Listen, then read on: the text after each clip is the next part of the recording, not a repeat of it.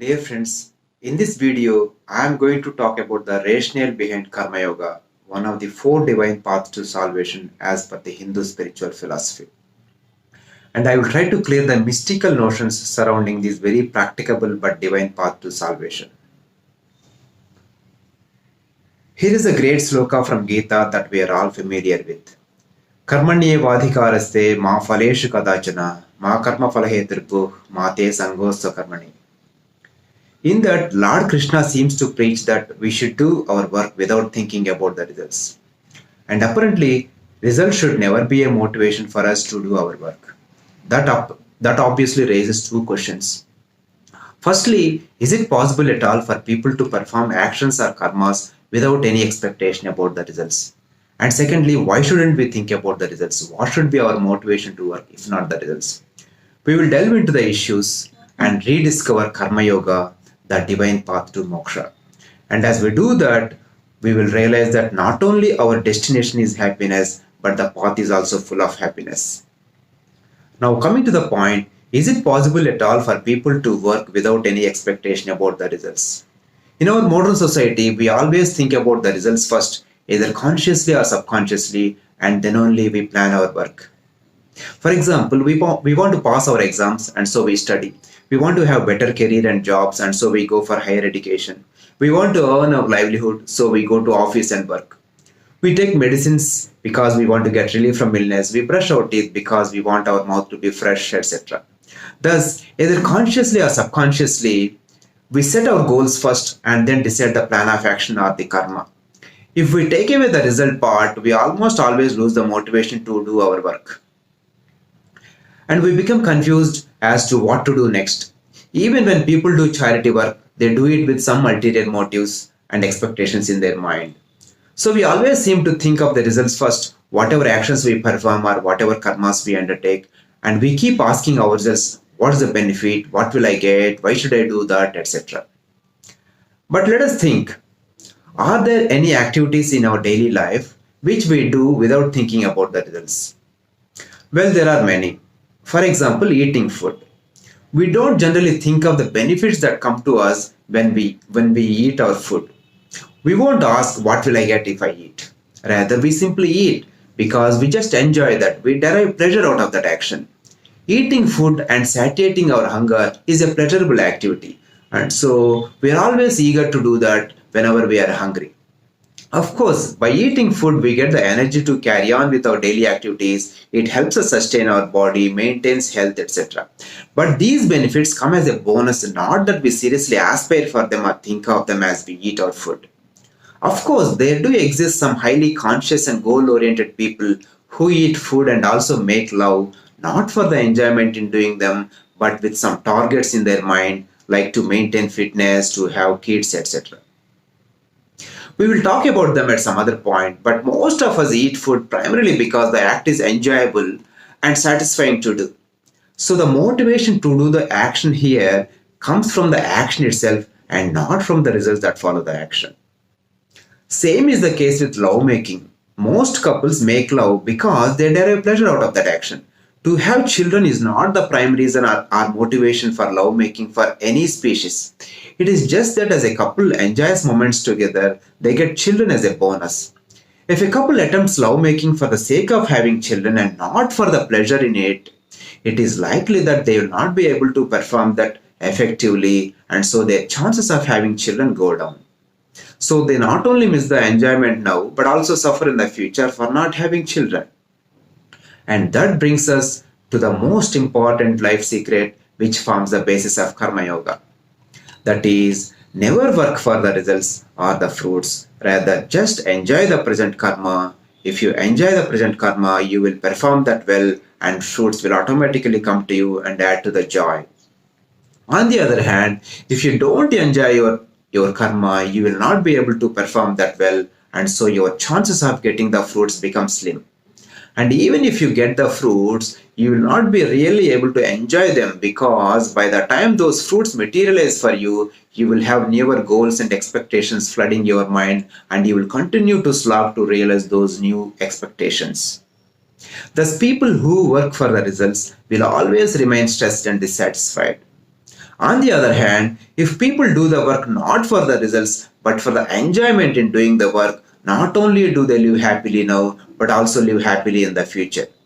So, if you live happily now, happy moments line up for you automatically.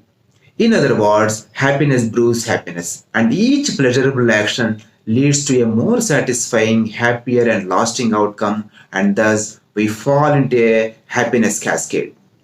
For example, as we have just discussed, as a couple makes love and enjoys moments together, they get kids as a bonus, and which gives them more happiness. And as we care for our kids and enjoy time with them, they grow into happy and responsible citizens, and which brings us even more happiness.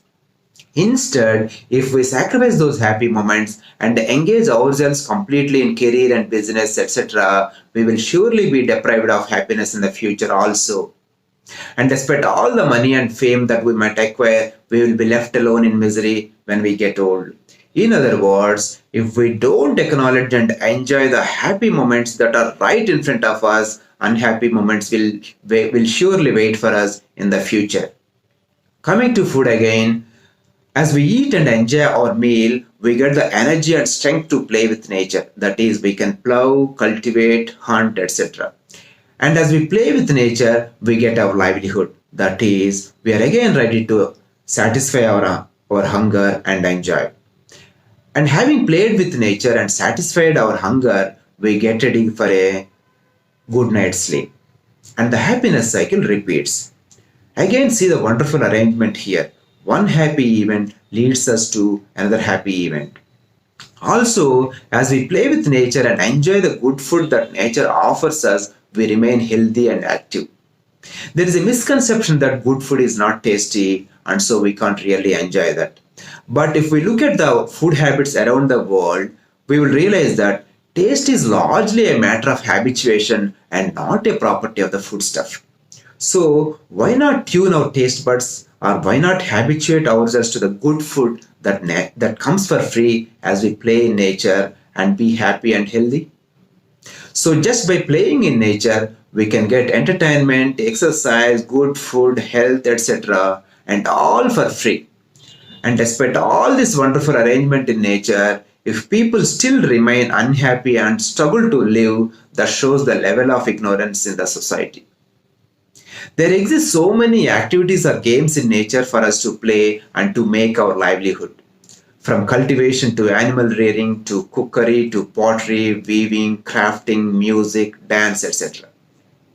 We just have to choose the game that we can play most comfortably and take up that as our occupation.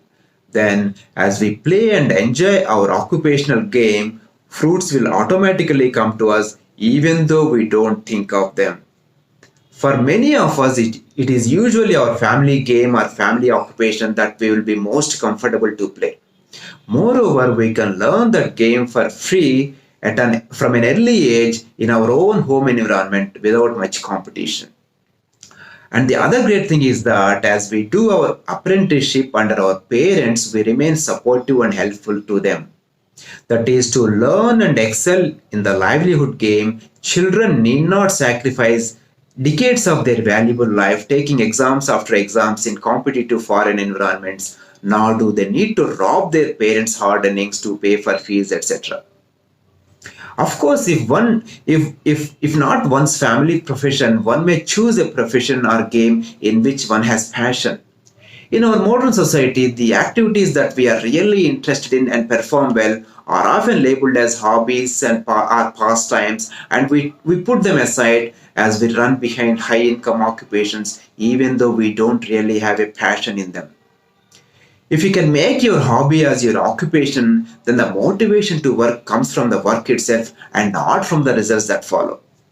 And obviously, you will enjoy your work, you will perform that well, and fruits will automatically come to you and add to the joy you have already been experiencing. Livelihood will never be a problem for any occupation. In fact, as we have just discussed, we can earn our livelihood and meet all our daily needs just by playing in nature. But meeting just today's needs does not seem to satisfy us. We are all worried about our future a lot in this modern world. And so we work very hard to accumulate money for the future needs at the expense of our present happiness. And people call this as foresight.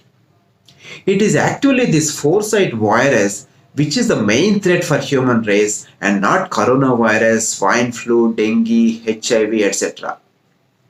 And this foresight virus, which has infected the human mind, is claiming more lives than anything else on this planet. I will discuss later about the various manifestations of that foresight virus and how it disguises us to make our future bright but leeches our whole life in the process. Fortunately, it does not require costly medicines or vaccines. Just with right education, we can keep a check on that virus, and health, happiness, and peace will be restored in no time on this planet. If one can rescue oneself from this foresight virus and learn to live for the present, one will realize that livelihood is not a problem for any occupation. And every occupation is as joyful as any other if we play it just enough to fetch our livelihood. But if we start overplaying our profession to earn more than what we really need for our living, then our profession ceases to be a play and becomes stressful, whether it is pottery, weaving, cultivation, or even medicine. And eating and lovemaking, even eating and lovemaking becomes stressful and painful if one does them too much. Eating remains a pleasurable activity only as long as we do that to satiate our hunger. But if we start competing with others and go on overeating, then the same turns into a stressful and harmful activity. Same is the case with all our hobbies and occupations. We can enjoy any activity or occupation as long as we do that for our own livelihood and not to defeat others. Being able to eat more than what others can isn't really something great. How much you have enjoyed your meal is what should matter. So, now coming to our original question, if we choose the right activities and follow the right path, we can enjoy and perform every activity just like eating and lovemaking and without thinking about the fruits. And as we enjoy our activities, fruits will automatically come to us and add to our ecstasy. Thus, people who practice Karma Yoga will enjoy every moment and every activity in their life to the fullest extent. That is, they enjoy their food, they enjoy their marital life, enjoy with their children and grandchildren, enjoy their work, enjoy with their neighbors, etc. That is, they enjoy every phase of their life to the fullest extent and they will reach a stage of total contentment. That is, they feel enough of joy and enough of life. It is just like the satisfaction that we experience when we satiate our hunger with a sumptuous meal. Having enjoyed all the material pleasures, they would happily leave this world for a refreshing sleep and reach the highest stage in the happiness cascade, that is moksha, wherein they get liberated from all the worldly desires and bondages and experience what is called as bliss or brahmananda. Life is actually like a meal. If you eat your meal properly, you wouldn't crave to eat more. Similarly, if you live your life properly, you wouldn't crave to live more. Rather, you would happily leave this world for a refreshing sleep. Unlike what the modern fake Swamijis preach, there isn't anything called selfless service in Karma Yoga. Rather, a true Karma Yogi seeks to experience divine pleasure in every action that he performs.